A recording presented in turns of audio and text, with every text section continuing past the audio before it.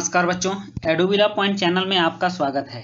आज हम करने जा रहे हैं क्लास 9 के सामाजिक विज्ञान की वर्कशीट नंबर 9। तो चलिए बच्चों शुरू करते हैं आज की वर्कशीट। लेकिन इससे पहले मैं आपको एक बार पुनः बता दूं कि आपने अगर अभी तक हमारे चैनल को सब्सक्राइब नहीं किया है तो आप चैनल को सब्सक्राइब कर लीजिए और बेल आइकन का बटन भी दबा दीजिए ताकि सारे वीडियो के नोटिफिकेशंस आप तक पहुँचते रहें।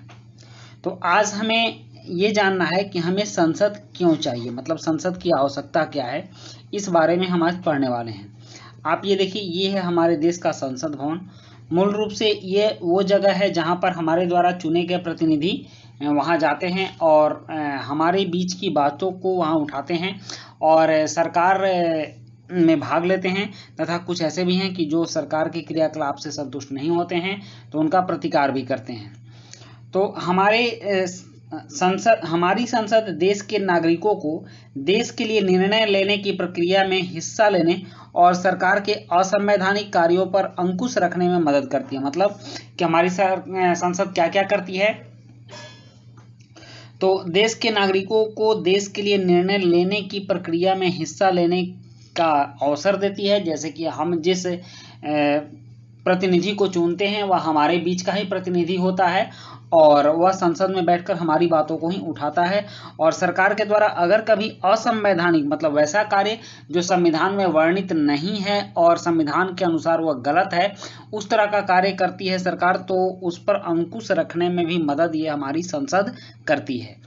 इसी आधार पर संसद भारतीय लोकतंत्र का सबसे महत्वपूर्ण प्रतीक है। मतलब भारत में संसदात्मक शासन प्रणाली और संसदीय शासन प्रणाली इसकी एक बहुत ही विशेषता है। अब यहाँ टॉपिक 1 है कि जनता के फैसलों का सम्मान होना चाहिए।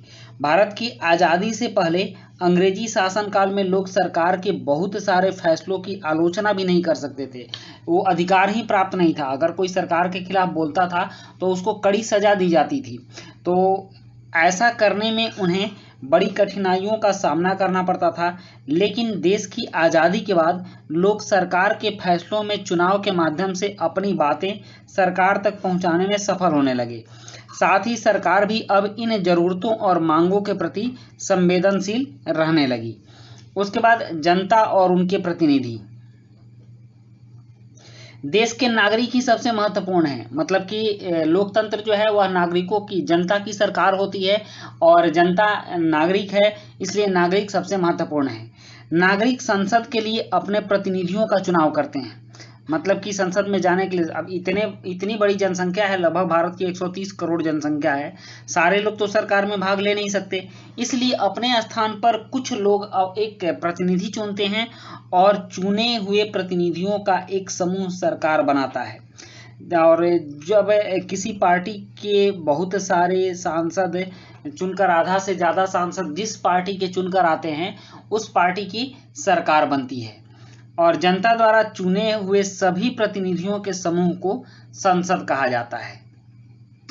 मतलब कि उसमें जितने भी प्रतिनिधि होते हैं सारे समूह के जो होते हैं, जैसे उत्तर प्रदेश में 80 प्रतिनिधि हैं,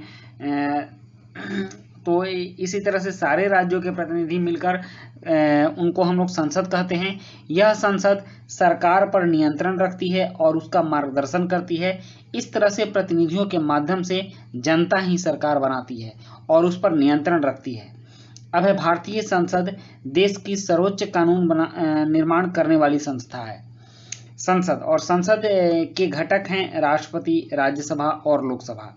राष्ट्रपति और राज्यसभा उच्च सदन कहा जाता है और लोकसभा को निम्न सदन कहा जाता है। लोकसभा में डायरेक्ट हम लोग अपने प्रतिनिधि को चुनकर भेजते हैं और राज्यसभा के सदस्य चुने गए प्रतिनिधियों के द्वारा चुने जाते हैं।